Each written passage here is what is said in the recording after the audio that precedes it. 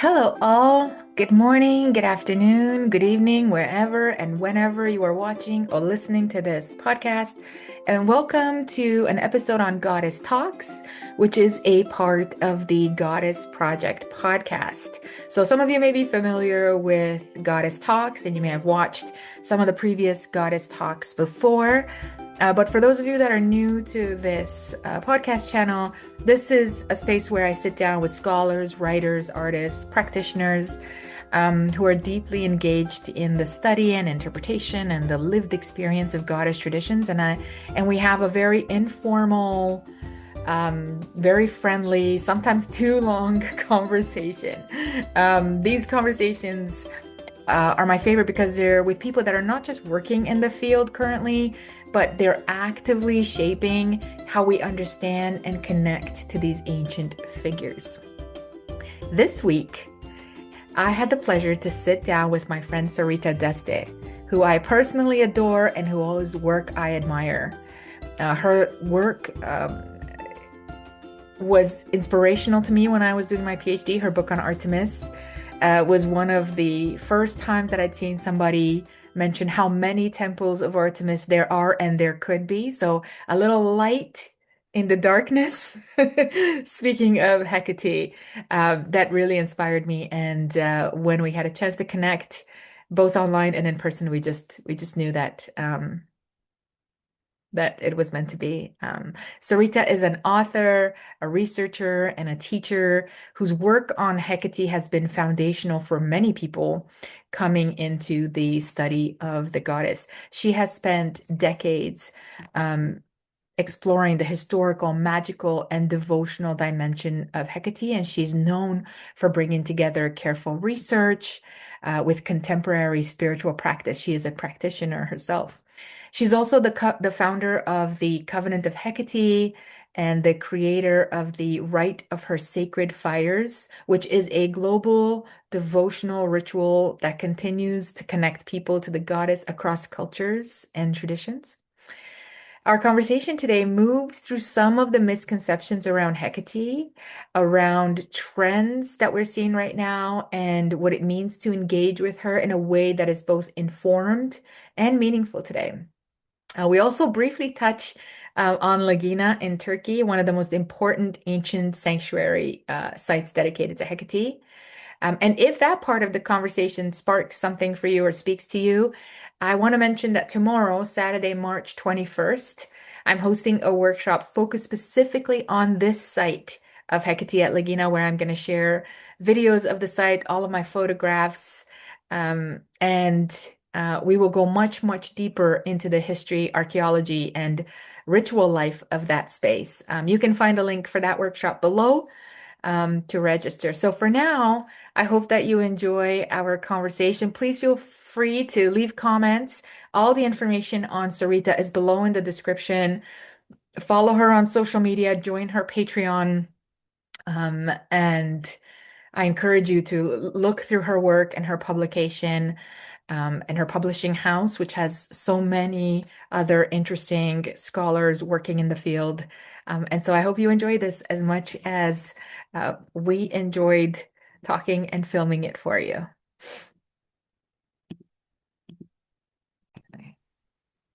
Yay. Okay. All right. Yay. Hi. Thank you for being here, Sarita. Carla, it's so lovely to see you.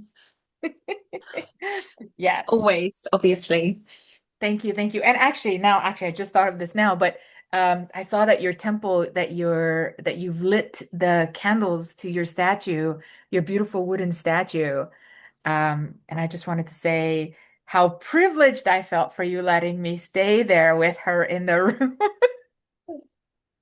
It's when we were just moving everything over and it hadn't been decorated, you wouldn't recognize this space now. But yes, I think, Carla, Yeah, that other than one person who's very close to me that I've known for a very long time, yeah. in the Hecatian context, you're the only other person to have slept in the room with her. Yes. So there we go, you know. So It's a beautiful. unique place.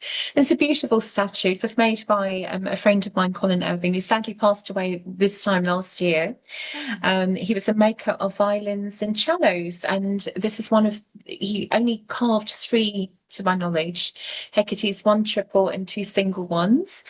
And it was an act of devotion, so it's a really beautiful, it's a gift. And I'm just so privileged to be the current person responsible for her. It's like, it feels more like a responsibility than an ownership. It's something that, will find its way in the world one day. It was yeah. made as an act of devotion by somebody who was a devotee.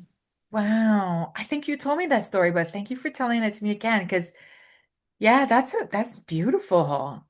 When was the It was last time that people made statues for temples, We should get back to that, right? think there is a little bit of a movement going back to that. I mean, there was a stage, especially with Hecate, and I think it's happening with a lot of the more popular goddesses, where so many statues are just being mass produced. And of course, that was a thing, you'd know that from Artemis. It's one of the reasons she's in the Bible, of course, it's a whole production of small shrines that was made for pilgrims. And I think the context of that, of course, was that it was something that you took home from the place connected to the statue. But the mass production today always feels a little bit kind of artificial sometimes, because it's just plastic and resin made in factories with sometimes quite nasty materials being used. And it's a kind of strange position. So, I feel that it's really important that people do make things,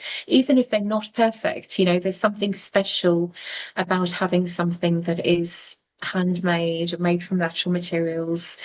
But there are some people doing that. I think this is something that is happening more and more and makes me happy. Yeah, me too. Me too. And there was certainly an energy of that statue that was quite Hmm. beautiful. I felt very calm sleeping in the space, like very, Aww. Yeah. So it was really wonderful. And it was Um, wonderful to meet you. I know it was a whirlwind visit, but it really needed to be done. It was a bit crazy. Like, come on, come on. and you still have my pants. I do have your pants. It's in the temple. It's it's in it's I've got this beautiful hand painted chest that a friend of mine gave me from India. And I keep my spare robes in there, and it's in there with my spare robes. One day I Cleanly shall come washed. back for my pants, sorry. In the UK, when we say pants, we don't mean we say trousers. We use the word pants for underwear. So let me just clarify for anybody listening in Britain, we mean trousers. I did not know that. Okay, So yeah, when so you say, trousers. give me my pants, you've got my pants, it sounds, like something else was going. Yes, that's a fantastic way for us to start this today. Yeah, so we can Yes, talk about okay, the Virgin Goddesses. that's right. That's right. Okay, you have my trousers. Yes. Yes, and I'll be back for them. Yes. Oh my goodness, I left. Yes, the goddess kept them so that I may Mhm. return, hopefully, and see you in person. Yeah. I think that's Uh, why, that's definitely why. exactly. So Can't so believe you didn't know about trousers and pants. no, I didn't know. I didn't know that because in Canada we say pants, like I know underwear, you we say do. for underwear, right? Hmm. Interesting. So when we say pants, it's like a way of saying panties, which means your knickers or That your makes sense. Oh, underwear from below. that makes sense. That makes sense. Okay. No, I didn't know that. So that's why when I texted you, I left my pants behind. You were probably like, Carla, what the heck? But it was my trousers. Yeah, my trousers. All right, so All good, welcome. all good. Welcome. Welcome. Welcome everyone. Okay, so let's take us back to the goddess. So I know that some people that are listening will probably know of your work and your Hmm. work with Hecate. But I wonder if you can sort of share with us anything that you want about sort of the beginning and the some of the journey with the goddess because you spent your whole life with her, is my understanding. Actually, I'm not, yeah, I'm not Well, sure. What do you well, I don't, I mean, how, when did, it's very difficult sometimes to define the exact moment Right. when you find the thread of the thing that, I don't know, feels like it's your life work, or the thing that you need to Okay. work on for, it's like a passion. You've got that, of course, for Artemis. And it's like, if you really thought about it, did it start in a particular moment, or when you look at it, you can see that there were moments from before that where kind of all the clues were there, you Yes. just didn't really, connect the dots, as it were. I mean, I had an early fascination with mythology and witchcraft and magic, but I lived in South Africa, and it was during the apartheid regime. So it was a very different time where things were quite kind of conservative and closed, and we didn't have access to all the things. But South Africa is steeped in folklore and magical and superstition type things that have come there, not just with the immigrants and the religious refugees like the Huguenots, or the slaves, or the indigenous people. It's kind of like mixed over the years with everything. So there's like, influences from Dutch and Portuguese and English folklore. You can definitely pick that up in French. There's the French Huguenots that went there. But you've also got the strands coming in from Malaysia and Southern Asia. Um, and then, of course, the African stories, which are fascinating. I'm a little bit connected to the Khoisan, I think they're called now, or the Khoi people, and they have their own like kind of tradition where you've got things that are like insects that are gods, and the stories of the different animals that talk to each other, and there's some fascinating kind of mythologies and stuff. So I grew up kind of knowing a lot about that, and I've got an Italian family that I grew up with, so those strands came into it. So I grew up in quite a melting pot, and Cape Town is quite a melting pot as well. And my interest, I guess, in folklore and magic in particular kind of grew out of kind of what one would call psychic experiences, or kind of just kind of broader interests in kind of things like dreams and predictions and Egyptian mythology books that I read as a kid and stuff like that. And I was just very lucky that I met a group of people in my teens, and I got involved in initiatory witchcraft, or Wicca. And then through that kind of strand, I found myself in a situation in 2000 where I've been working in other things for a while, including the Fellowship of Isis, that has this emphasis on working with many goddesses. Oh, And at the time in the 90s and the noughties, that was still a really big thing, completely non-commercial. It's still running, but it's fragmented after the death of all the founders now. But the influence, I think, can be seen in a lot of the different strands if you know what you're looking for. And the Fellowship of Isis was wonderful because it encouraged this kind of like dedication to different gods and goddesses, and specifically the goddesses. So to be ordained as a priestess, you had to choose three goddesses.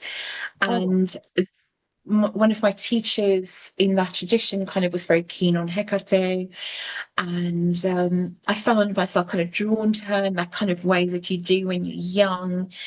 And it was like an instant connection, like with some people, even before you meet them, you just know that you need to know them, for whatever reason.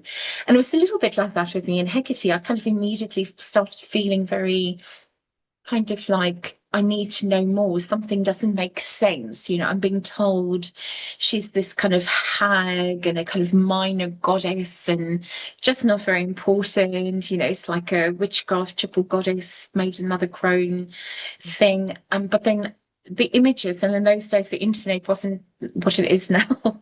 yeah. The images that I found of her and the images I could find in the few books that was actually available about her at the time, notably Stephen Ronan's book, The Goddess Hecate, which is about her role in the Chaldean oracles. It has some images at the back, and I was looking at these images going, something doesn't fit. I've just read this book. I'm listening to what I'm being told about Hecate. Um, and it just kind of doesn't match up, you know. It's like I'm just not getting it, you know. So I became fascinated through that, but also we were doing a lot of trance work with the goddess. So these days there's all kinds of names for that, oracles, or um, you know, kind of allowing the goddess to speak through you, basically. So the group I was involved in, we did a lot of that. And the thing that I noticed is that the people that had experiences with Hecate and that came in contact with her, even if they were doing something before, if they were touched by her, their lives transformed in a more notable way Wow. than the ones that I observed for other deities that we were also frequently working with.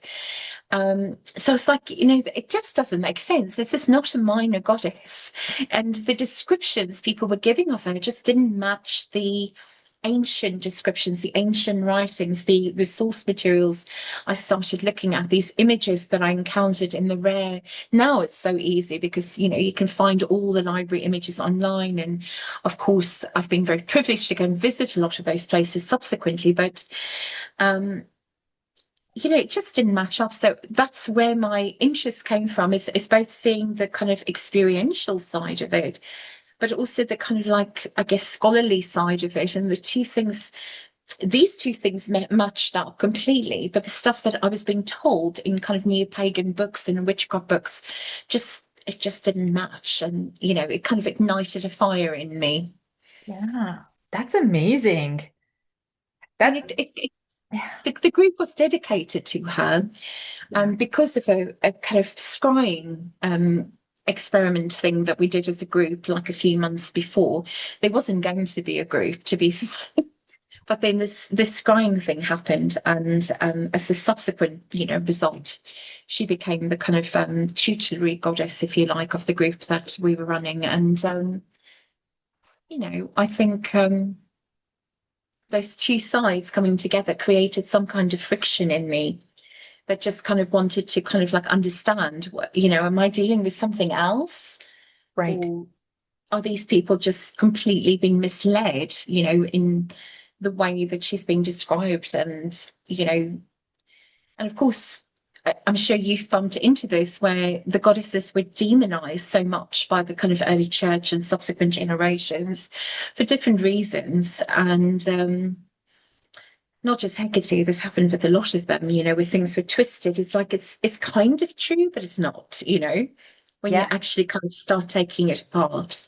yeah, And I guess she was just a victim of that. And I think a lot of that is being undone with Hecate. You know, like I'm part of that movement that's trying to undo it. And, you know, there's definitely a lot of people working on that now. But I think the same thing is happening with other goddesses, like the important goddesses of the ancient world that still has a relevance today. I'm seeing the same kind of bubbling up happening, you know, it's like fires being ignited for people to want to understand yeah. what were they really, you know, rather than what were we told.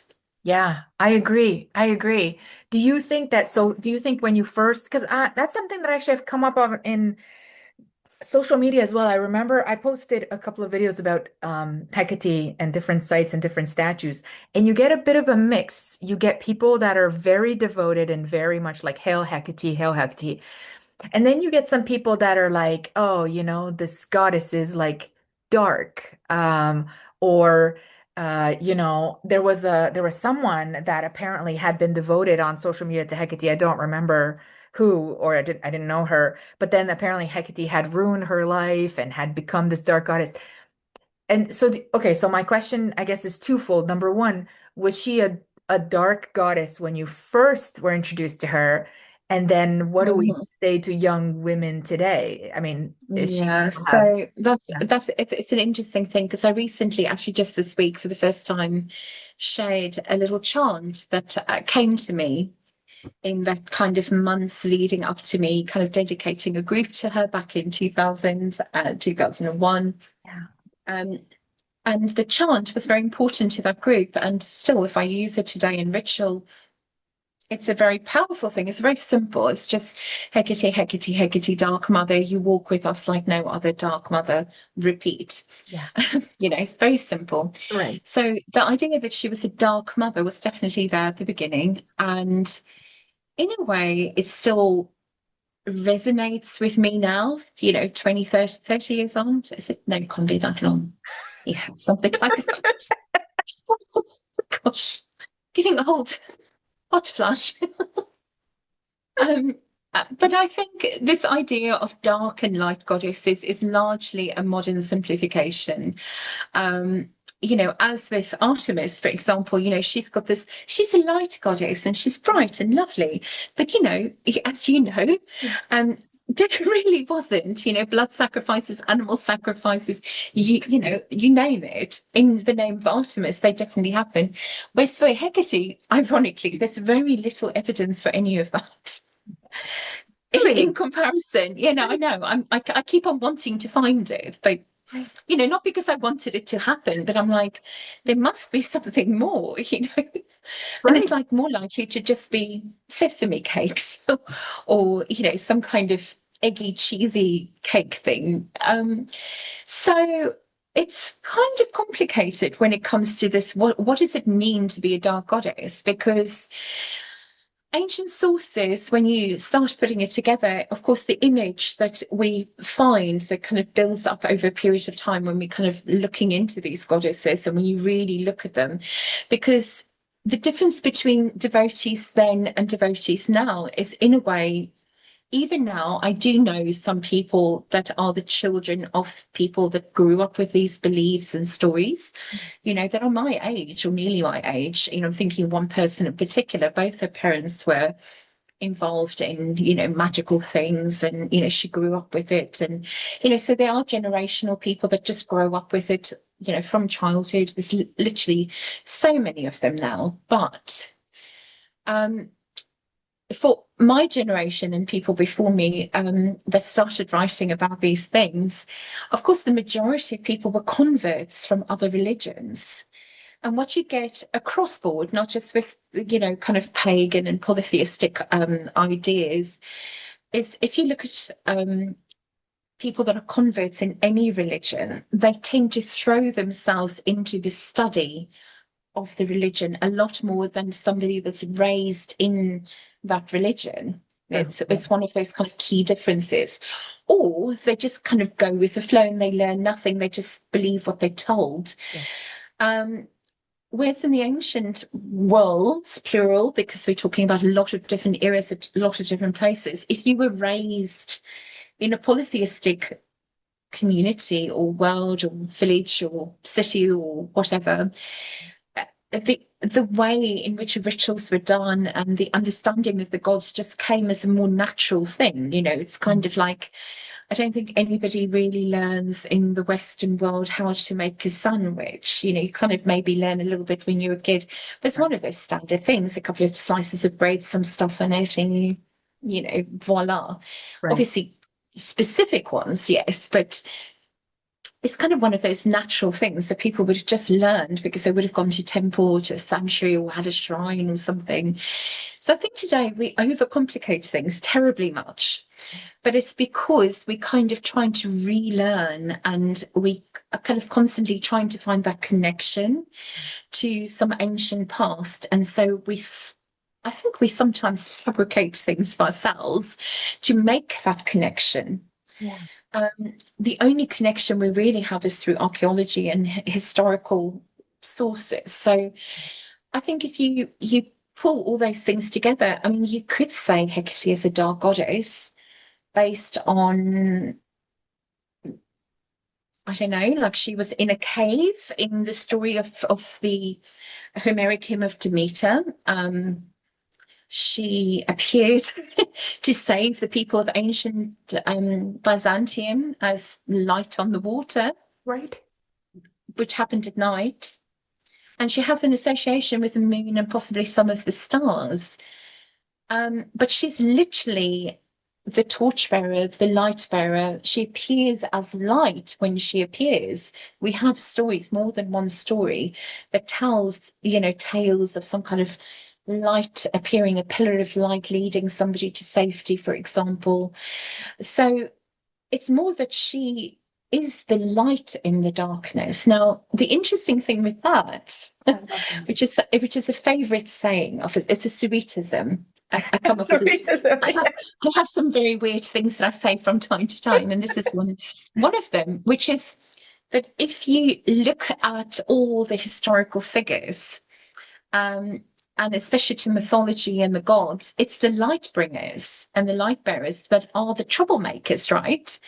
Everybody from love that. Prometheus to Lucifer, it's Yes. like they are the light bringers. And in today's society, it's the light bringers are the ones that shine light on actual truth. They're not the troublemakers that make allusions to problems. They are the ones that literally shine light on actual problems and actual badnesses that have happened, or just things that kind of, I guess, change people's perspective, whether it's political perspective or religious perspective or scientific, whatever it happens to be.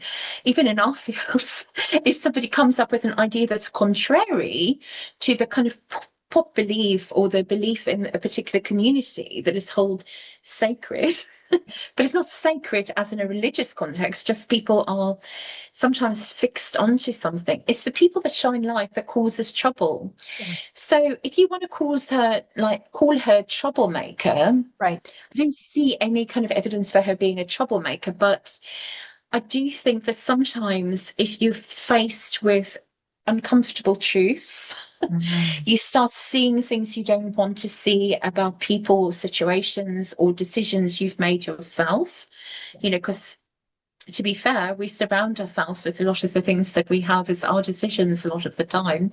Yeah. Um, I guess, she's challenging. I would say she's challenging, not a dark goddess, because she is the light, and she kind of, and even in the Homeric hymn where she's in a cave when Demeter goes and finds her, Yeah. she approaches Demeter with a light. It's always highlighted as this connection to light. So I don't really see her as a dark goddess, but when I use the term dark for her now, like in that chant, um, I kind of see it more as like that challenging Yeah. No, side, I love that. I love that. I agree with you actually that when you think, yeah. And so now as you're saying that, I'm like, why do we call her the dark goddess? But it's true that, yeah, all that you're saying is that, and that she is so much light. I was thinking maybe she's chthonic, and maybe that somehow gets associated, all the goddesses that go to the underworld sometimes. But Demeter's Yeah, chthonic, right? Sirius is chthonic because Yeah. it's chthonic actually isn't necessarily. I used to believe it's under the earth, but it's not under the earth. It's from the earth. So Hmm. I see this kind of chthonic, especially when you look at the other goddesses that it's associated with and the gods that it's associated with. Do you know when you plant a seed? For those of you that garden, I don't know if you garden, I do. but I'm crazy about planting things. I plant way too many things. If you plant something like a bean seed or any little seed, but it's more obvious with a bigger seed in a pot, little pot, like when you're a kid, and if it's nice and warm, the surface kind of dries out a little bit, but the seed kind of cracks it and it comes out. I see that kind of unfurling that above and below the surface of the earth. I see that as the chthonic nature of a goddess like Hekate, because it's the same with Demeter. She's like the goddess of grain and things growing. So I see it as like the things that come from the earth rather than things that are just under the earth. Because under the earth, we've got Hades, is of course the god of wealth, and Persephone, and um, it's a different context. Hecate does actually have a very strong agricultural aspect to her that's often, of course, a little bit overlooked, I think. Okay, what is it? Share. Yeah. Yeah, How is so yeah. it's there. There's a lot of clues to it. So firstly, there are some texts that kind of like genuinely kind of talk about her and growth and life and stuff, and she plays that really important role in the Eleusinian mysteries where she's the connecting force Yes. between helping Demeter to get to Helios to find out where her daughter is and then becoming the force that enables Persephone to travel from the underworld where Hades dwells to the upper world where her mother lives. Because Demeter can't do that, and Persephone can't do it by herself because they don't have that ability. That's why Hermes does it, and then Hecate that takes over that yearly role. So from an agricultural perspective, she's the force that enables Demeter and Persephone to reconnect, but she's also the force that enables Persephone to literally travel from the realm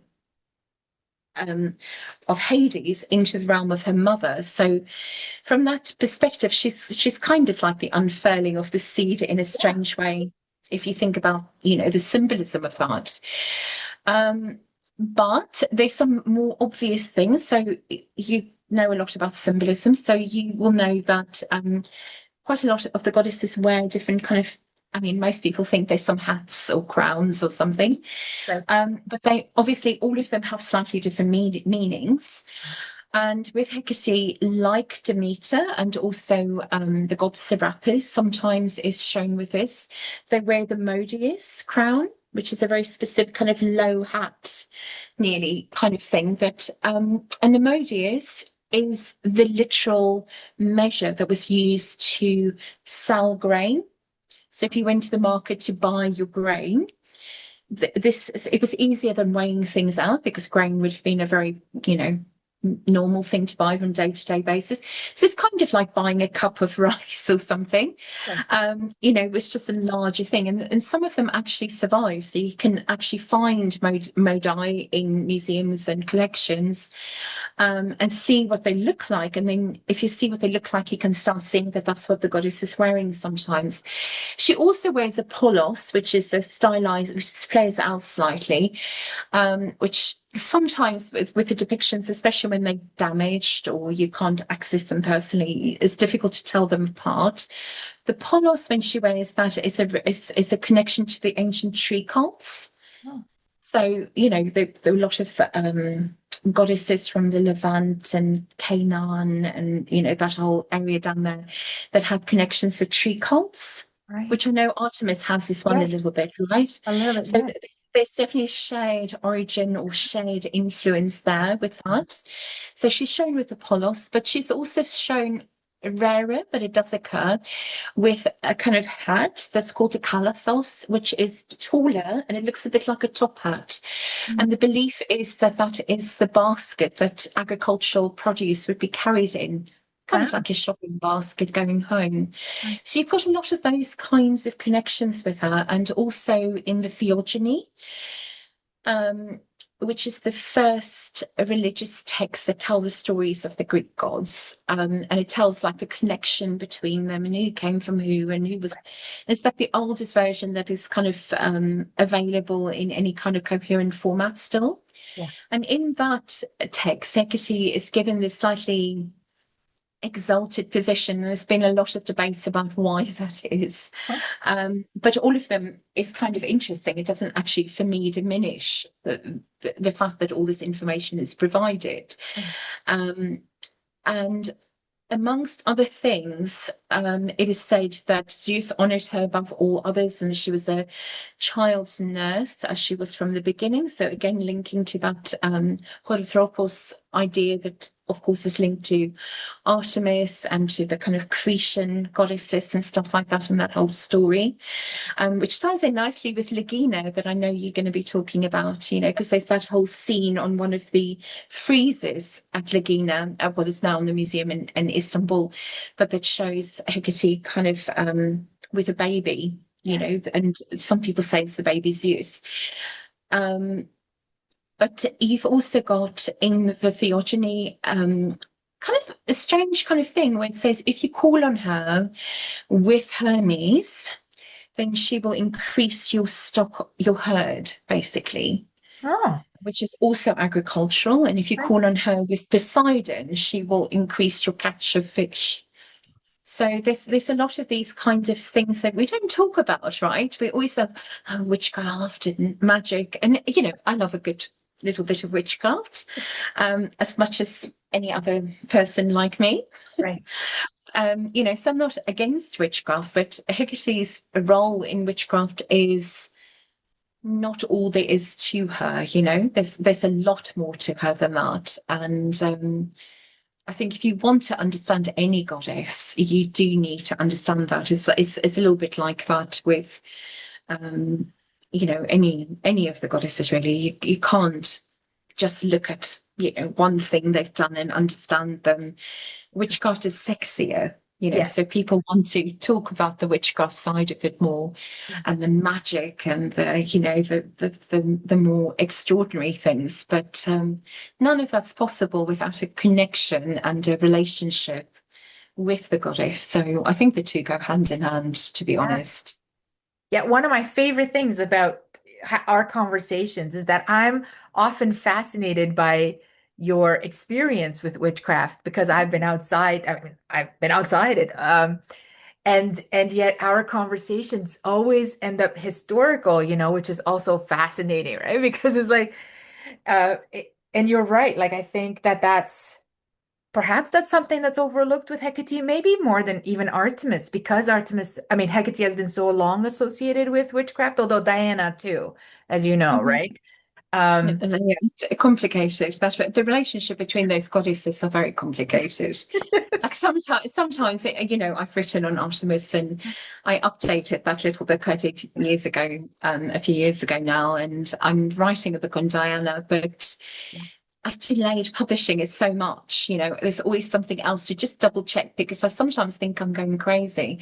Because especially with Diana, the connection between Artemis and Hecate becomes so much more pronounced. It's like a coming together of these different forces with something slightly different, you know?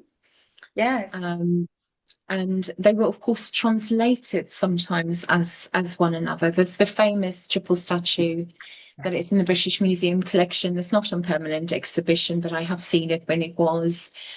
And it's a beautiful marble, it's a Roman marble. The official records say it's Diana, but when they have it on exhibition, they have it as Hecate, Huh. Isn't that for interesting? example. You know, Huh. so you get a lot of that kind of thing. So I've read academic books. I remember when I was doing my work on Diana, um, going back a few years now, because I'm really struggling to finish this book. It's okay. We all have our moments. This is mine. That's right. Um, I remember coming across a really interesting reference of women washing their hair Mm, to Diana, and I was like, "Oh, this is so interesting." You know, I want to read the whole thing. right. And you know, I'm not going to say which which book it was, but this academic book, you know, kind of cited a kind of Latin text. And so off I went to find the Latin text, and I was searching for Diana in this Latin text. And I searched and I searched and I searched, and there was no Diana in this Latin text, not by any spelling, not by any kind of things. And I searched for some of the other words, and then suddenly, pop, comes up something in Latin, and it says Hekate No. with one of the other words that, you know, I was like trying my best to retranslate it back into Latin. And it turned out that the original text actually talked about Hecate. It's just that a Victorian classics scholar translated Hecate as Diana. Wow. And so subsequently, everybody's used the English translation rather than the Latin Wow. as their source Yes. for what they were talking about. And I know I've been guilty of things like that in the past too, because sometimes things are repeated. So, and this could have easily been the case for me with this particular thing, because it was a very credible source Right. that had this story about Diana in it, but the Latin text just doesn't support that. Huh. You know, and it's not a rare or obscure Latin text. It's you know, quite a well-known one. Right. So I think it's very hard to kind of untangle what's what. And at Lake Nemi, Yes. um, Yeah. Diana was worshipped as a triple goddess, and she's Yeah. named as being Artemis, Selene, and Hecate. That's right. She's not named. And Diana just means holy woman or goddess, you know, just like Deus, That's right. Deus Diana is the same root linguistically. So it's complicated right? because, of course, a lot of these names are just epithets. So even the names that we know them by have meanings. You know, Artemis means something like gentle, right? Sometimes, yeah, although there's great debates about if it comes from the Exactly. bear and if it comes from Greek at all. And I mean, I think, I don't know if you feel this way, but I think that is my favorite part in some ways. But you need to have a conversational partner who's willing to go in, like who's open enough to think about all of these things in fluidity.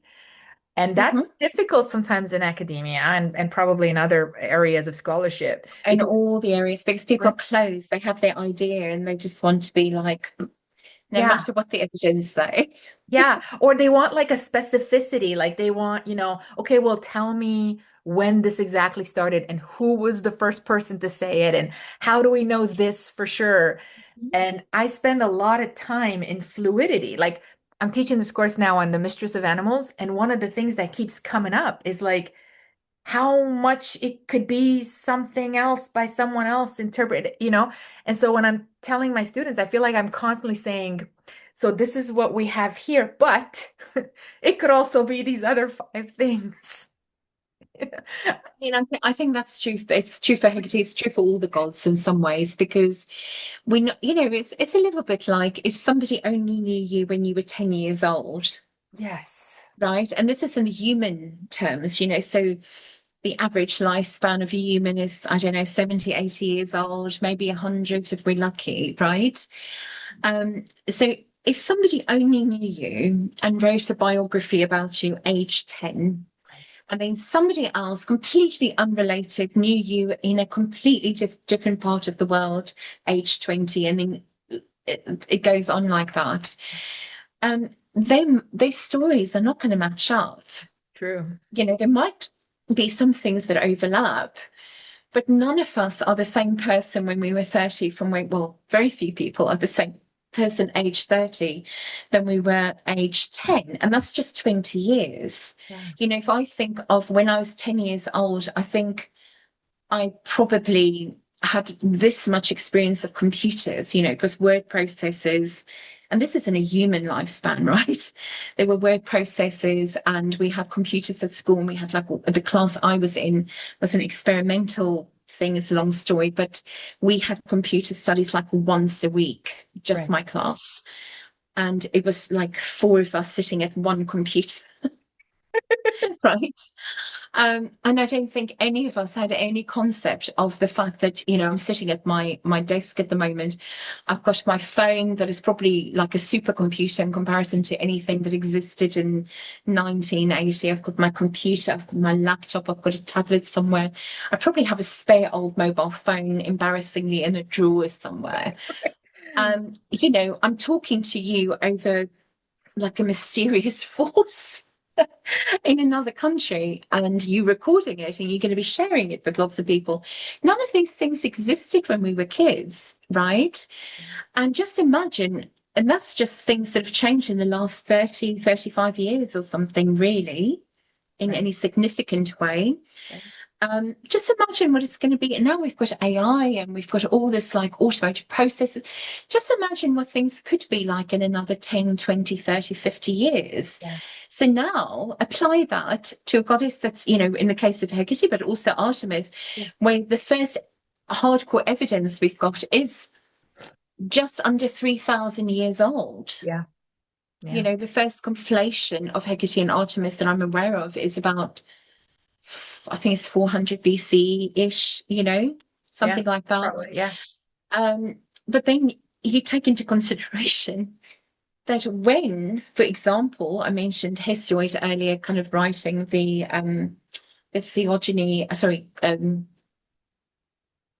Yeah. Sure. yes, and Homer writing the Homeric hymns is all about 700, 750 BCE-ish, Right. maybe a little bit older, maybe a little bit younger, doesn't really matter. But they were not writing about something that was new. Right. Right. They they were writing about something that didn't even really need fully explaining because people knew what it was. Exactly. Otherwise, they wouldn't have written it and it wouldn't have survived. Right. So we know there are goddesses that resemble, by image, Artemis or Hecate or Aphrodite or Potnitharon, the lady of the animals, all this kind of stuff. We know that they're much, much older kind of images with no names on it Right. that strongly, like sometimes I just see something in a museum and it just says, I don't know, seated goddess. And I just, based on my own experience, I just got to go, it's completely generic. And I'm like, that's Artemis.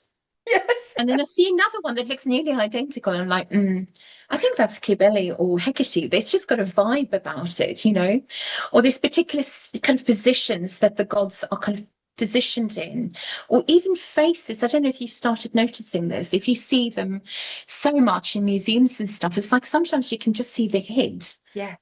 And it's just like there's something about the face that has been repeated like over the centuries by different sculptors. Um, it's not always the case, of course, but it's kind of like there's Yep. some kind of, this is based on something that came before and, all that kind of stuff. So I think the amount of change that happened in the last 30 years, and then you apply to 3,000 years, without that kind of connection between spaces like we've got today. So where things could sometimes just stay in its little valley Yeah. for a few decades, maybe even a few hundred years, without being very much influenced by much more than just the local places. And, at other times being city centres, which were very multicultural for their time. People traveled a lot, it's not all kind of rural bliss like we sometimes think it was. Yeah. So I think we need to allow for those differences and those kind of things changing. Yeah. I mean, the goddess movement, even in the last 20 years, has completely been transformed, Mm. from what I knew it in the early noughties or the 90s. It's a different world today. No, I don't know. So what I don't know only because I didn't come to it until quite late, you know? Like I love when you're talking about people who inherit sort of magical families, like because I sometimes and I have some of the young members that come and they're like, well, I grew up very pagan, you know, or I found my goddess at 18, 19. Sometimes I feel a little bit like, oh man, I wish I had that youth influence of the goddess because I arrived so late. Um, Well, maybe she was there longer than you give her credit for. maybe I like I to talk think to so. you, it doesn't feel like I'm talking to somebody, but you're making up for it as well. All the crawling through. I'm so jealous when I see all your adventures. I'm like, oh, I'd rather be kind of crawling through some, I don't know, deserted mountaintop looking for something that I can't find. It's true. It's true. I mean, Maybe. I have been there. I remember one trip in particular, with a driver that really thought he knew it all in Turkey. Until I kind of insisted that we go and see a particular temple. Right. And he was so blown by it. Then he then started taking me to all the rocks, as he called them. You want to see more rocks? I'll take it. He was like, his ego had been damaged. So I got to see loads of extra things.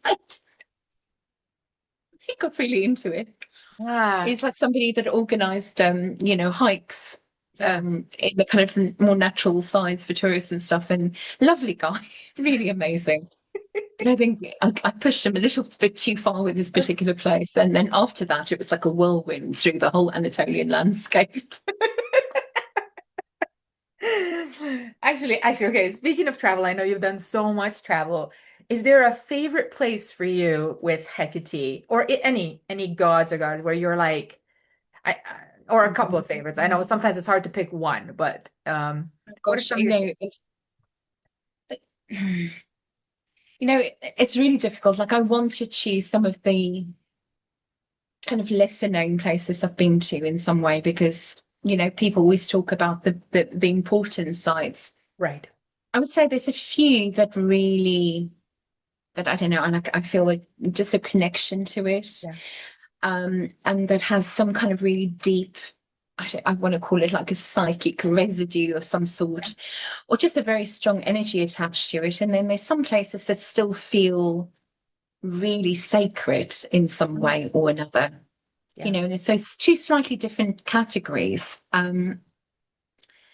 I think with Hecate, it's impossible to not mention Lagina, of course, because the first time I went to Lagina, you couldn't actually officially go to the city, Stratonikia, that's now much more for Oh, tourists. really? I mean, Okay. I've been there subsequently, but you know, I went there at the time, but it wasn't like official, you know, it wasn't open like it is now. And the first time I went to Lagina, there was literally nobody else there, just the guy that was, you know, working there. Um, and it looked very different from what it does now because there's so much digging happening there and so much reconstruction and they're fixing things. And I think that's amazing. And it's a testament of this energy kind of coming back into the world and Yeah. the importance of this goddess actually finally being known because you've been there. It's much bigger than it appears to be when you're looking on, Yes. I don't know, bits of paper. Now, maybe more because the team working there has got social media and stuff going, so you can kind of start seeing what's going on. But the first time I went there, in fact, I spent like a month in Turkey, and I mean, this is going to make some gasps happening for people that know my work, but I nearly didn't go Oh, because I was so tired of traveling. I'd gone to so many temples, and we were sitting in Bodrum, which is just not my favorite place in Turkey. And I was like, ugh, you know, really, do we need to go and see another temple? I was like, maybe I'll just spend the day in the pool. right. Right. I get that. And my friend I was traveling with basically said, "Come on, we're going to get up and we're going to go." And you know, he was not into Hecate in any possible way. So we had quite an adventure going. And when I got to there, the first thing that struck me was that it was just, and now it's much more apparent because a lot of things being uncovered, that's uncovered now wasn't uncovered when I was there. Um, it's just so much bigger than you think it is, you know, and the sacred road. And when you kind of see it on the Stratonikia side as well, and if you realize the vast distance, you know, so that was really special. And for me, Lagina was special not because it's a temple of Hecate, it was actually because of there's these foot outlines that have been graffitied into you know, the temple steps. Yes. And for some reason, I just had this absolute fascination with that. When I noticed that, it's like nothing else mattered. I was just like so fascinated with them. And I remember sitting there and there was one pair, and I've got slightly odd feet. There's one pair that just matched my feet so well. Oh, wow. And it took me down a whole hole of research about the reason why this might have happened, you know. But the imagination, you know, that I had, and I had the site entirely to myself, just my then 80-year-old son who is profoundly autistic and my partner at the time being there, just having the site all to myself. And subsequent times I've been there, there's been loads of people. So it's definitely become a lot more popular. Mm. So Lagina is special, Yeah. and I'm guessing that, you know, the more that we learn about the history of Lagina, the more interesting it will become Yeah. as well, because I think there's a lot more to uncover there. I wouldn't be surprised if there's a few imminent discoveries Yeah. of things there, because we still don't really know what the keys opened, for example. You know, this it's just this educated, you know, ways Yeah. of approaching it. Yeah. But for me, the most special place, I mean, I can't not say Didym. The Temple of Apollo at Didym is just something else because you went there as well, I I think. did. Yeah. I did. Okay, you tell me about your experience. Really? Okay. So Yeah. Didym is really special to me. And I went there because there's a connection there to Hecate on the Sacred Road. Okay. And did you go to the ancient city that it was connected to? The one that has the Miletos. sacred road in it across the street. Yes. Miletus. So if you Oh, go yes. from Didym, Malicious. the Yes. start of the road is there. Yes. And then I don't know how long it takes to drive, but quite a distance away, there's a ruined city of Miletus.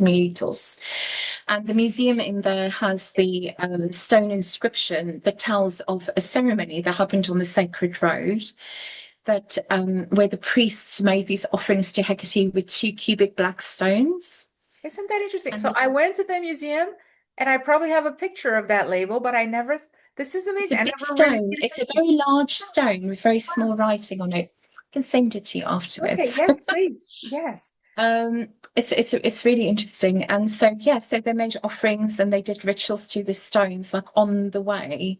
Hmm. And you know, obviously being a temple of Apollo, there's this connection between Artemis and Apollo, and you've got this confusion, just like the temple of the Ephesian goddess. Yeah. That goddess is so different from, you know, Artemis That's great. Yeah. that sometimes you've got to say, is there actually even a connection, you know? And then later on, that was called Diana at that temple as well, you know, so you've got this constant changing thing going on, and you've got connections to that temple and Hecate as well, Mm. especially the first temple that stood there.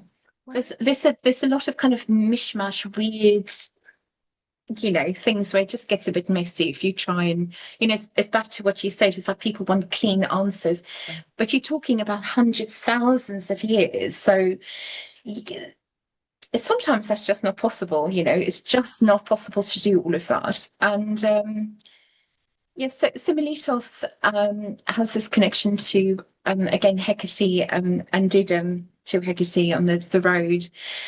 Um, so, but it's not because of Hecate. I just love the energy of Didymus. I really Wow. feel very privileged to have spent time there.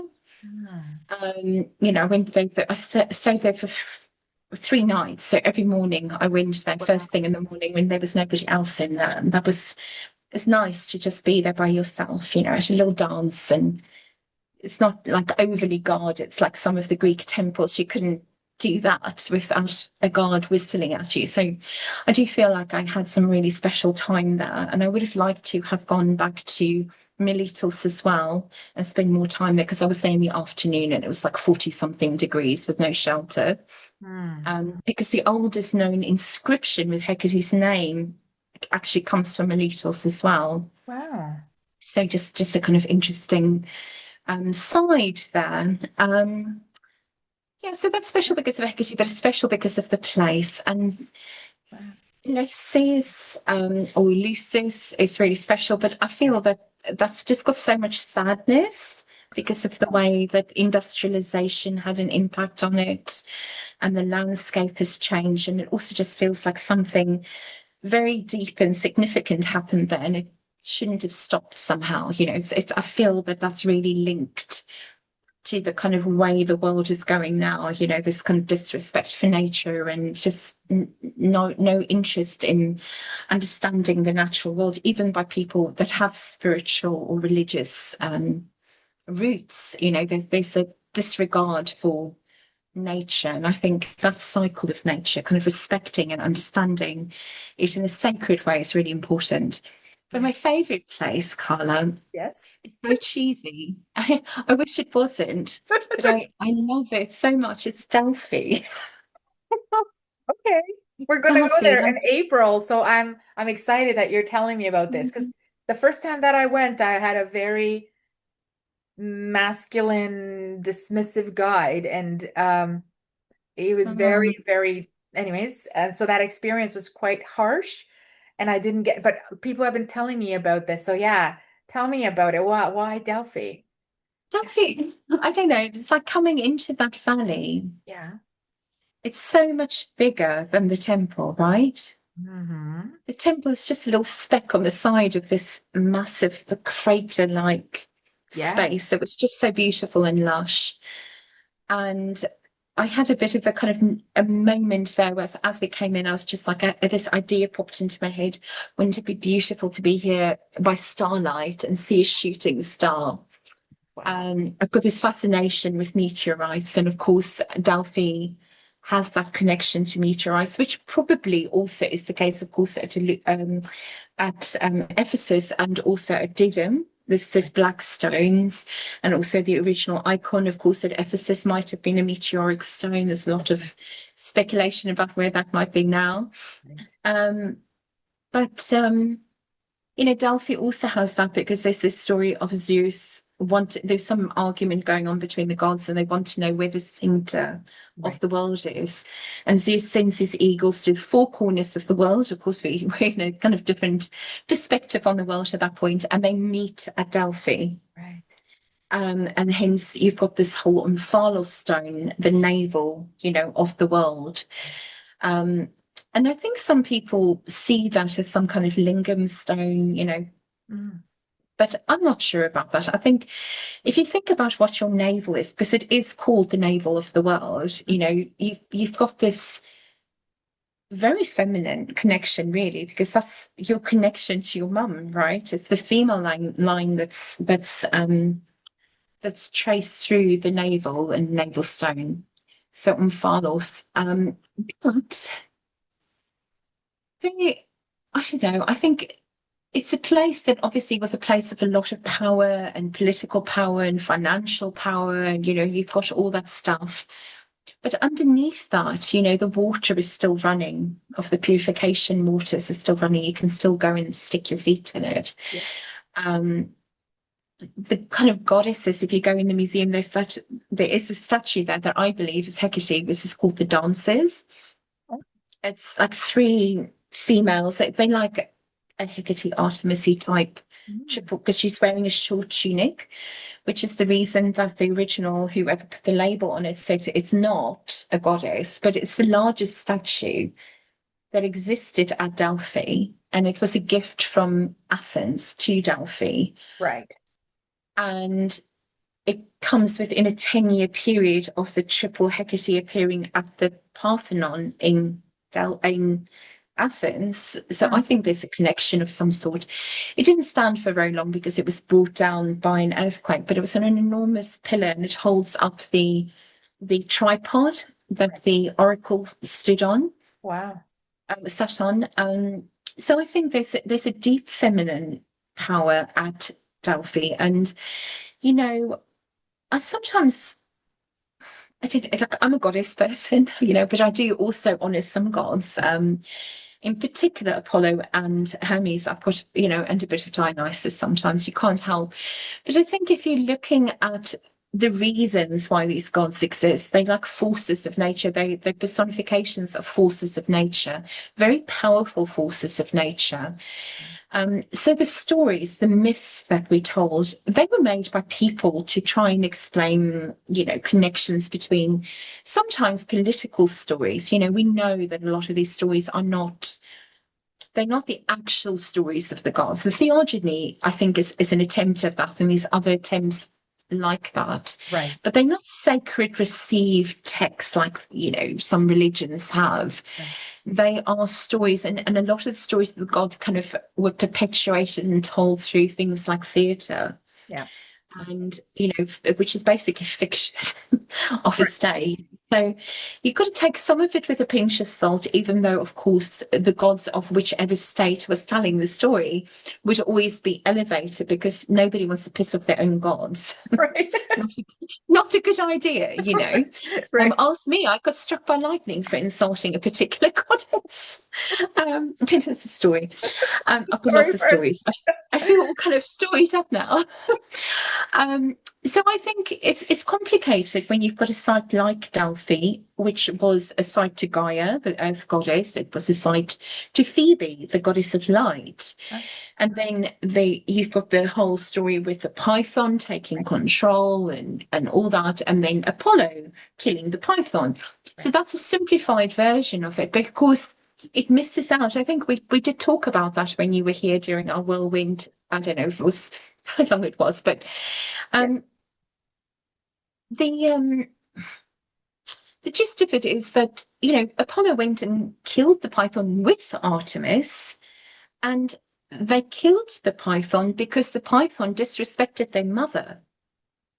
That's In the true. story of Leto being pregnant, um, she came on that journey trying to find sanctuary to give birth. Mhm. She stopped at Delphi, trying to get sanctuary at a sacred place that was the place of her Aunt Phoebe.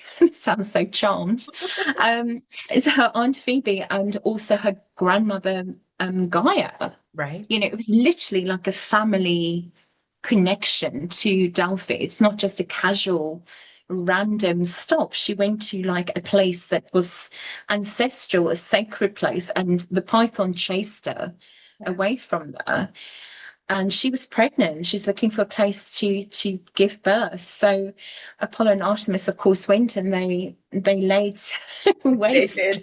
to the entire journey that their mother That's dearest right. took while, which is one of the reasons I respect those two gods a lot. But it's a fascinating story because actually it's like it puts a different spin on it. It's Right. not just like a male god taking over something. And I know you could see it like that, Yeah. but I think you can see it in different ways and actually see it as like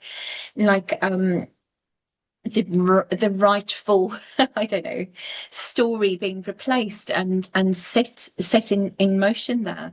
But other gods were worshipped there as well. Goddesses, lots of goddesses were worshipped there. So I think, in a polytheistic world, it's not this kind of this polarity, this black and white kind of division that we have in the monotheistic religions. It's probably why, even though in the ancient world there's a lot and lot of wars, very few of those wars have anything to do with religion. That's true. But Yeah. if you look at it in the monotheistic context, a lot of wars are fought over religion. I'm not sure that they are fought about religion, Right. but religion is certainly kind of one of the themes that run through it and the thing that's used to whip people up against each other. Yeah. One of the early examples of that is the story about Jezebel. I'm going to write a good article this year. It's my mission to do quite a bit of research and writing about Jezebel.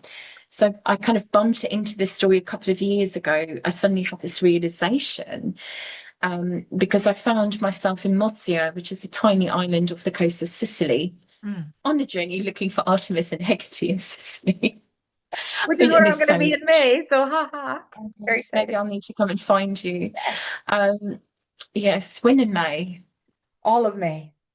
all of May. I'm going to have to talk. Yes. Yes. I got a couple of Sicilian friends that have been Yeah. encouraging me to go back and I love Sicily so much. But there's so much to see there and so much to do, honestly. And there's just all these things that are just disconnected sometimes, and then when you see, how it is, you see the thing and suddenly things make sense. Right. I remember writing my book about Artemis like 20 something years ago now and thinking, oh, she's a goddess of water, there's always springs. That's true. But now, as like having visited all these places, I'm like, gosh, there's springs everywhere because you can't set up a temple without a spring. These are really hot places. They needed a reliable spring. That's So true. it's not so much that they are goddesses of springs and waters, it's that you couldn't have a temple or settlement without water, without fresh drinkable water. But Mozia is very interesting. It's on the other side, the far side of Sicily. So if you go to Selinunte, it's like I don't know, 2 hour drive or something. I can't remember exactly. It's a very boring drive. I do remember that. Okay. It drove through like houses just forever. And yeah, so that was a temple to the god Baal, Okay. or Baal, the good lord Mhm. because of course Sicily has this history like a little bit like Malta where there was a lot of different invaders over the years, Right. and it was Canaanite. The Phoenicians went Right. and they took with them and they built a temple to Baal on this little island, and of course the goddess with Baal would have come with her. And I don't know, like I spent a lot of time after visiting it reflecting on that Jezebel was, of course, a priestess or a devotee of Baal Had, and that's why she was murdered. Mm. But they made Jezebel this name that's for like a loose, crazy woman or That's right. something. You Jezebel. It's like an insult. Yes. And I might go on a personal streak to fix it, to make it into like somebody. She's really a martyr for her God. Right. Because what happened there is she knew they were coming for her, the priests of the other god, who then became the major god of the world. Yeah. um, Yeah. but the priests of that god weren't happy that she was brought with her when she married her husband, She brought with her the priest of her religion, the customs of her religion, and she was re-establishing it where they've eradicated it. So they kind of whipped up a lot of drama and they killed her for the god she represented. And she put on her best clothes and jewelry and perfume, knowing that they were going to kill her. Wow. That does not make her a kind of a bad person or a loose woman or, Right.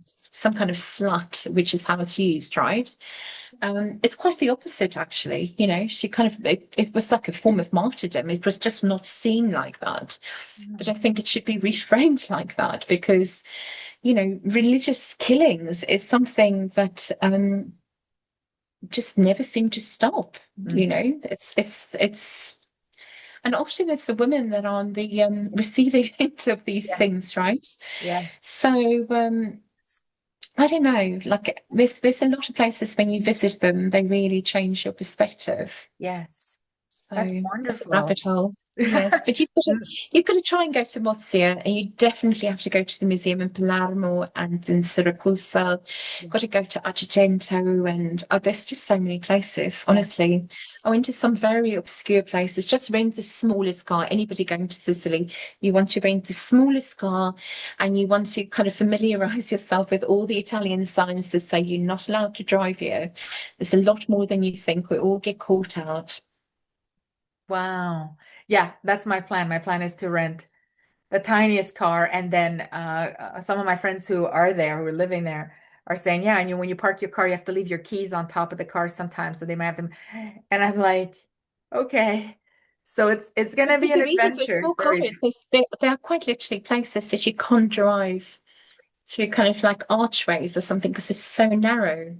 yeah. You hear horror stories that people insist on having larger cars, and I had a slightly bigger car than I wanted because they didn't have the car available that I wanted. I knew I was going into some obscure places, and I had to, and I'm not a nervous driver, but I had to fold my mirrors in, Wow, yeah.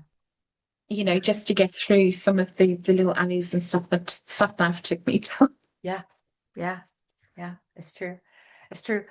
Oh my goodness. Okay, so we're almost out of time. So I was thinking, what how do we wrap up this most awesome conversation? I feel like we could talk for hours, and we probably will once we stop recording, people. But We okay, will. so sort of thinking about what to wrap it up with. I was thinking, how do you feel now? Okay, how do you feel now about, I guess, the worship of Hmm. Hecate? Are you still, I don't know how to say this, but are you still connected to her primarily? Like, like, so for me, sometimes I feel like Artemis is my primary divinity, and that bond is, I think, eternal for me, but people change, people shift through gods and goddesses depending on what they need. Mhm. Um, and so I guess, yeah. And then what do you think about sort of the modern explosion around particularly Hecate, but I think for both of us with the goddesses, like we see a lot of movement towards the goddesses, but I guess maybe we can think about, yeah, Hecate herself. What do you think about that? So I think there's a lot of things that changed. So I got involved in Guinness stuff in the early 90s, moved to London in the mid 90s, and then kind of got more seriously back involved about 25, 27-ish years ago, something like that. And at that time, there were like particular views that were prevalent. Like I said, I mentioned the Fellowship of Isis before, Wicca, ceremonial magic. Those were the places that people found the gods and goddesses through. And so the works that influenced those movements and those movements subsequently influenced pretty much all the various strands that we get now. So I'm a bit of a geek and I've kind of researched where a lot of those things have come from as well. Um, and it's very interesting because it's all connected and you can actually make connections going back to the ancient world, even if it's not always how people think those connections are. They are connections. However, I would say today the main difference, I think, is that people now that come to the kind of gods and that want to learn about Hecate, but also the other goddesses. I've written on other gods as well. Um, I think they're more mature.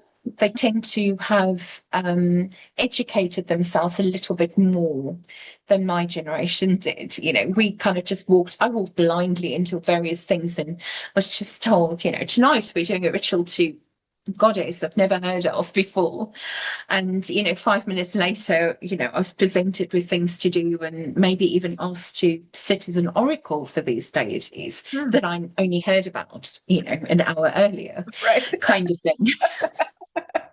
Maybe not as bad as that, but it was kind of a Right. little bit like that. And some of the things and Wicca in particular was a very and remains a very important influence in how people did rituals, casting circles and calling in guardians of the four directions and particular other kind of telltale signs that have been handed on and kind of evolved, like, maybe there's 8 guardians now or 9 instead of 4, but the kind of ideas, definitely flowed through those traditions. Those ideas are older, but you can tell where they've come from because of certain um, little things that are specific. Um, so I'd say today I'm seeing a lot more people coming to the goddess because they're interested, or goddesses or gods, whatever, because they're actually interested in devotion. Mm. So I think Yes. 20, 25 years ago, when I first started running, communities and stuff and facilitating those kinds of things, what people were looking for was to learn magic. Mm. They were looking for community. Yeah. I think today there's less, there's still a lot of people interested in learning magic and wanting community. But I think people are coming at it, at least in my experience, much more like, I want to learn about this because I feel like some kind of devotional pull towards it. Yes. I feel like I want a relationship with this god or gods or goddesses, plural. I want to learn about them. So people are much more, seemingly to me at least, much more interested in learning a lot more Yeah. than my generation was. I'm talking like I'm really old and I kind of am, but not, terrible. Am I? No. Oh, No, no, no. I had this conversation a week ago with a good friend of mine where we realised that both of us were a year older right. than a woman who mentored us when we were in our 20s that we used to look up to as this kind of older, wise woman. And we're both older than she was when she died. And I'm just like, no, this is ridiculous. We are entering our primes, Dorita. We're just entering the Something fence. like that. Yes. Yes, so, Yes. so I think the main difference is that people seem to me to want to know a lot more. They're more interested in learning about the history and the mythology and the ways that devotion can be done than they were back then. Back then, devotion was nearly like a bad word, you know. Wow. Hmm. It, Hmm. it was a bit like, you're doing what? You praying or something? And this is a bit too monotheistic. And it'd be like, no. But this is part of the Yes. tradition. Is, even from a magical perspective, I think having that connection and that relationship and being able to make that connection through devotion is really powerful. Yes. So I think there's much more of an awareness of that now than there used to be. So that for me is the main difference in the approach people have. And I also think people spend more time kind of learning by themselves and learning from internet sources and books than we used to do. We used to just kind of walk in from a street, join a coven or a group, and kind of learned on the run, basically. Um, so that's a big difference. As for the Hekate movement, I would say that when I facilitated the first coven I co-ran that was dedicated to Hecate, which started in late 2000. There were in the UK at least, there were no commercial icons available of Hecate at all. There were Wow. 3 books available, one of which was already out of print. And the other two is the Stephen Ronan book and the Sarah Ellis Johnson book. That's Hekate Sorita. Those two books were available, and there was another book by I forget. It's like a von Rudloff book. It's like a red and grey book. I would love to know who that author is and what happened to them, because that book needs to be brought back into print, I think. Okay. But yeah, there was very little, and there was one website, and I was very involved in the internet. There was one website that was run by a guy called Adrian Harris, who's still kind of involved in environmental stuff. I don't know what his connection is to Hegedy these days, but that was the only website with any kind of information about her. Today, the picture looks very, very, very different. Um, in 2010, I did this project called Hecate Sacrifice, which is a big A4 book with essays and artwork and stuff by like 49 different people from around the world. At that point, most of those people had never heard of each other. They somehow got connected through that project. And from that came lots of other things, but also an awareness of all these different people. I didn't make these people interested in equity. They just weren't connected, if that makes sense. Right. And somehow we started connecting, and then more people came into that. And I think today we are aware of so many more different approaches. And, I've had the privilege of meeting Hecate devotees in India, but also in places like Brazil and just slightly obscure places. And I'm aware that the rite of a sacrifice, for example, is being done even in Antarctica now. So I can actually say Wow. Hecate's been worshipped on all 7 continents. I managed to persuade 2 people visiting Antarctica on different occasions. Please do this. Even Wow, if you that's just amazing. get a lighter or something. Yes. Um, so I kind of, she's become a lot better known. I think people are more generally, in most circles, people are aware of the kind of damaging misinformation that have been popular in the past, and the reasons why that's not a good idea. Yeah. I think people are a lot better informed. It's also become, which is a kind of mixed blessing, a lot more commercial than it Mm. used to Mhm. be. Mhm. I remember when one person in our community managed to get a little triple Hecate icon that big from the US, and it used to be very difficult to order these things. Another friend of ours took this and I think he made like 30 or 20, I don't know, plaster casts Wow. just for plaster of Paris. And, we all paid him £5 each just for his time and his the materials and stuff. And so it wasn't a commercial thing. He just did it because he knew that everybody was struggling to get it. And he was like, well, I can do this. Let me do this. And we were like, yes, do it. And so, some of us still have these little plaster casts that were just a copy of a copy, kind of thing. But today, I think if I went on the internet now, I mean, I don't even know how many, because I keep being given and gifted statues of Hecate everywhere I go. And, I've got 3, 4, 4, 5, I don't know, that are like real favorites.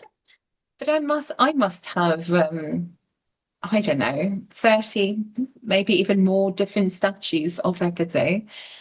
Um, and there's many more. I know that I don't buy them, because it's like I only for my own work need 2, one for the community work and one which is my personal icon. But there are so many, there's so many. So it's become very commercial, some of which I think is amazing. Yeah. Some of which I'm not sure about, because especially when artificial intelligence and stuff has been used to take books that some of us have written in devotion and with a lot of hours and time and money spent, researching, and people just popping them into AI Yeah. and, popping out 3 or 4 books a day and publishing them. So I would say that, if you really want to connect, find books by people that are actually passionate about the topic, and that doesn't go just for Hecate. It goes for all the gods, all the subjects that are linked to magic, but also probably any subject really these days. Right. Kind of, I think we can make a lot of difference in the world. through our actions with money, you know. So I think the commerciality of it, I'm not always sure about, because I Yeah. think there's a lot of stuff, but you know, that kind of thing happened even in the ancient world. You know, you kind of have lots of stories of snake oil sellers or people kind of making a fast, you know, Yeah. gold coin or whatever. Um, so it's complex, Yeah. but I think it's a good thing. On the whole, it's a good thing. You know, the amount of pop culture references to Hecate, I think it can only be a good thing. I think it's important for us who are devotees of whichever god to try and make sure that we are informed. We don't need to be experts, you know, not all of us. I think we're called to do different things, but I think it's important to, if we're going to represent the gods to people in the community or in blogs or books or, you know, wherever we go, to try and respectfully represent them, even if it's for entertainment, you know. Yeah. I think there's something to be said for that. I agree. I agree. I'm also, I feel the same way. I think we're in the same path that for the opening of worship and the call being put out almost like to everyone and everyone approaching it. And yes, there are times when you're a bit like, you know, but overall, I think we're in a better place when we're open Mhm. than when we were closed, right? No, and I also think, you know, it's like coming back to the misinformation stuff. I think we need to be aware of, and this is where it's not just a problem with artificial intelligence, but we need to be aware that we should support from a devotee perspective. Yes, it's biased because it's from a devotee perspective, and it might not always be as great, but it's better to support a scholar or an academic or a devotee than it is to support somebody that is just churning out things because, I don't know, like they think they can make money from it, or because it's the thing to do or whatever. You know, it might be entertaining, but I think it's really important to put our time, our energy, our money, our resources behind people that are actually doing things if this is what we believe. If it's not what we believe, then, you know, that's a different story. I think the other side of it is we should question why people, and this is maybe wider than spirituality, but we should question who's telling us the story and why they're telling us the story, you know. So I'm all for the retelling of stories. I think that's something that's natural. We remember the highlights of whatever, you know, and then we forget things along the way. That's not so important when we retell a story. But I think we should question who's telling us the story. And if it's somebody, you know, that's trying to put a twist on it or trying to force us to have a particular perspective, that's not so great, especially in the world we live in today. So it's really important to ask what's the motivation of the person telling us, you know, in whichever format, what they're telling us. You know, because even with the gods, there's just clickbait and there's also manipulation and, you know, not such great things going on sometimes. So it's always a good idea to ask those questions, Yeah. especially in the world we live in today. I think it's so important for us to question what we're told. Yeah. And do you find so I know that was supposed to be the last question, but I just thought of something. Do you find then that so for me, one of the things that I try to do very much is lean into the academia when people come because I sometimes I find that people want a kind of answer or a kind of experience that Mhm, is I don't know what the word is, but you are sort of the leader in this. They look at you mhm, as the authority in this thing. And so I feel comfortable some mostly as the authority academically, but I tell people often like I don't feel comfortable as an authority, let's say spiritually or leading mhm, something at this point, or certainly if I did, it would be very mhm. small and private. Do you feel that way? And do people, because I know people approach Yes. you for your work, for your scholarship, and for Yes. your Yeah, so my journey is a little bit different from yours because I became initiated into all this stuff when I was quite young, and I was put in a position of like priestess to people when I was still in my 20s. And so I have done a lot of that spiritual stuff. I've initiated other people, I've trained other people. You know, amongst other things, I founded the Covenant of Hecate. I Right. as you know, have a Patreon community. Right. I've taught classes, I lead ceremonies. I used to lead a lot more ceremonies than I've done over the last decade or so, but I still do. I travel to conferences, I lead ceremonies, I lead workshops. So I do get a lot of people asking me for spiritual advice. I get emails pretty much, I don't know, sometimes on an hourly basis, with people asking for some kind of advice or some kind of answer to some kind of spiritual dilemma. Um, I think it's pretty clear on my website where I make it very clear that I don't offer spiritual services commercially at all. I just won't, So it doesn't matter what it is. I don't do tarot readings for money. I don't do, not that I can't. I can read the tarot. I have read the tarot. I've even helped out on commercial things for a friend many years ago. But I will not do that for money. I don't offer priest services for money. I don't offer any of that for money. What I do is I do offer private, I facilitate a private group, but that's not for money. It's we train privately. People spend a long time kind of doing the things I expect them to do in order to enter that particular group. It's not, it's linked to traditions that are out there, but it's my own evolvement of it, I guess.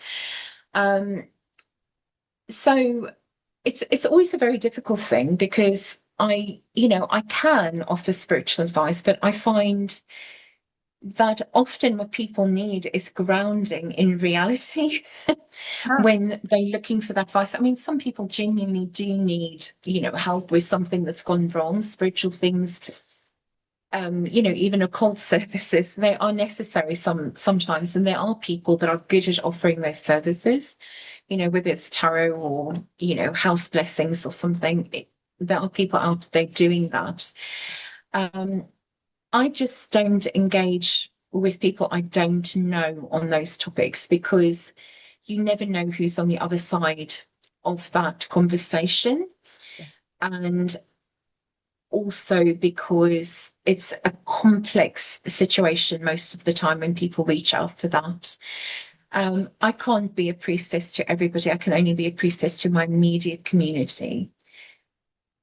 But I think this is one of those problems that we've got in the kind of pagan goddess movement is that other religions have a third space, that you've got your home, your place of work, and then the place where you meet other people Yes. and where you have that human contact and that spiritual experiences or the social experiences. And we are not at a stage of this revival of interest Mm. that we have those third spaces that are not commercial. There's very few of those kinds of places around the world at this point. And so the majority of people do not have access to a space like that. Um, so the third spaces for pagans and goddess people often end up being authors and teachers who are trying their very best to establish communities, not always for purely commercial reasons. Obviously, we do need to be paid for what we do That's because right. we've also got bills to pay. So we're spending our time and, it's an easy exchange. When I joined my first group, I had to go and clean, vacuum, and polish things. That was the exchange. And other Right. people made things or baked the cookies or made the incense. We did things like that. Yeah. That's not a practical thing for most communities today. So the third spaces have become authors and, teachers that are willing to put their kind of, Right. face out there, or also pagan bookshops. Esoteric bookshops, new age bookshops have become those third spaces. And, it's been fantastic. I've met some fantastic people through those spaces myself over the years. But it is also problematic when you start thinking about it because we are not all of us are qualified to be giving counseling or advice and things like that Right. all the time.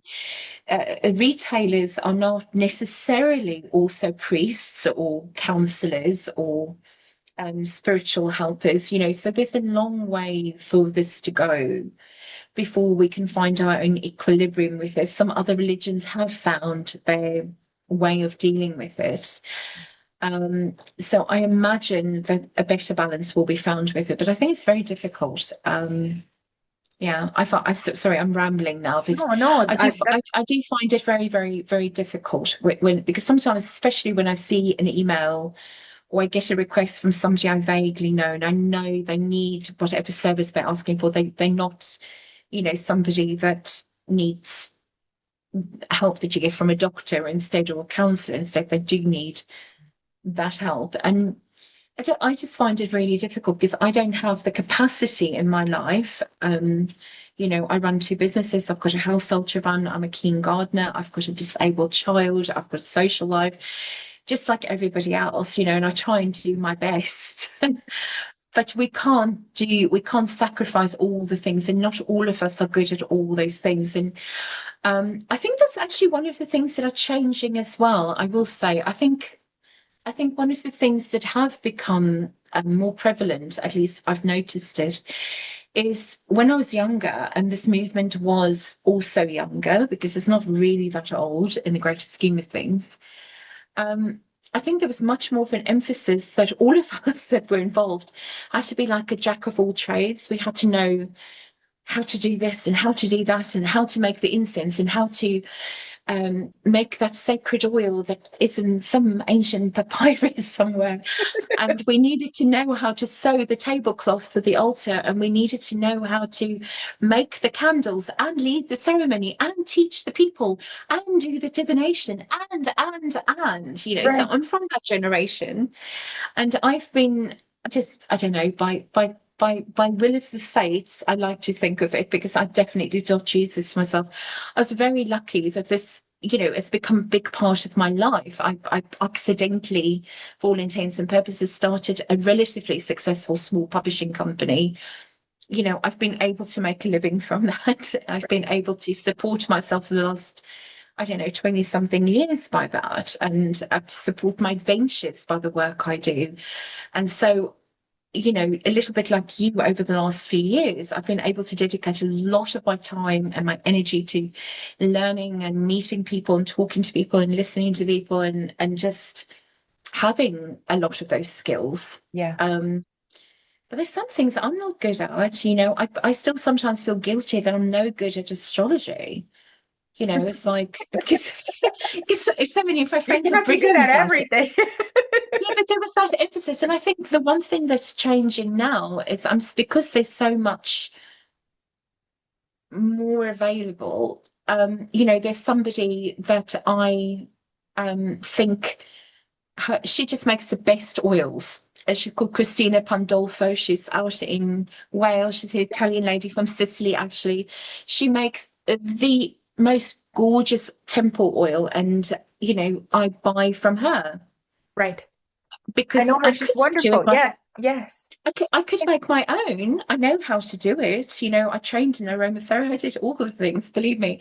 And I love sitting there and making my own things, but I don't always have the time for it. And she's great at it. So, and I don't like buying a lot of things from people because I don't always trust the ingredients and Right.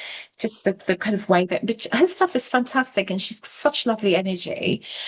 So whenever I kind of bump into her at some event, I'm like, just sniff all your things. Right. Right. And there's other people that I trust to get my ingredients and my things from, and I just don't need to do all the things. So today I think we've got these choices Yeah. of people that we can go to. It's like I'm not a great artist, but I used to sit for hours, doodling and trying to perfect a little drawing for something I needed. But these days, if I really need something, I do a really bad doodle myself. And I've got a couple of friends I go to, that will just, I pay them and they do it, and it's better Yeah. than what I can do. And so I think, this is for magical stuff, obviously, but, it's like I buy my candles, I buy my things, and but I buy them ethically where I can afford it, where they're available. but it's just I think it gives us more space to specialize. And when we start getting these people that specialize, and if we support them, right?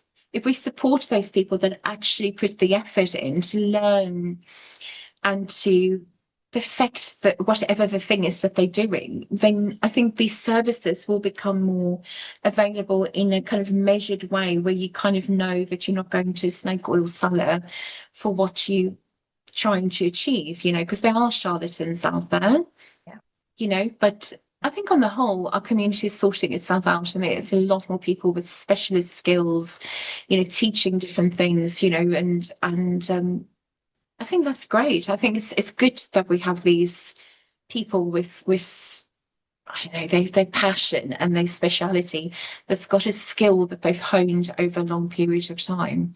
Yeah. Because magic is a craft, so devotion, if you want to bring the power into it, yes, there's power in making it yourself. There's so much more power in finding the right things and the right people, Yeah. and not buying 1,000 plastic trinkets, but buying that one thing that is going to be Yeah. special, or just Yeah. nice, especially with oils. Yes. I love that actually. And I agree. I agree. I have a candle that I bought in Salem, particularly because of this person that made the candle. Mhm. And I use it sparingly because I don't know when I'll be in Salem again. But it's yeah, the intention of the person that's making it and the fact that we have so many different people that are good at little things or different things, and then we don't have to be a jack of all trades because No, yeah, that would be terrible for me. I can't make oils and I can't make anything. So that would be terrible for me. But yeah, you're right. The intention of the person and the passion they have and all of that. So, now that we tried to be jack of all trades back in the day. I mean, I don't know if you know what Blue Peter is, but I used to joke that, kind of rituals was sometimes a little bit like Blue Peter. Blue Peter was this kids program oh, in the UK, and they used to make things from right. tin cans and cornflake boxes, that kind of thing, tin foil, and somehow you'd make this like amazing thing. And it was a bit like that in the early days, or not the early days, but 20, 30 years ago. It was a bit like that. I remember us making beautiful Hathor and Isis headdresses with cornflake boxes covered in tin foil. And they were amazing. You wear them in public rituals, and everybody was like, Yeah. I mean, you do what you can. today you go on Etsy and you That's right. find somebody that makes. That's right. That's right. But there's magic in kind of, being creative and bringing that side of it out as well. Yeah. It's Yeah. important sometimes, It is. It really is. It really is. It is. Well, I want to thank you Okay. for joining me. Or were you going to say something else?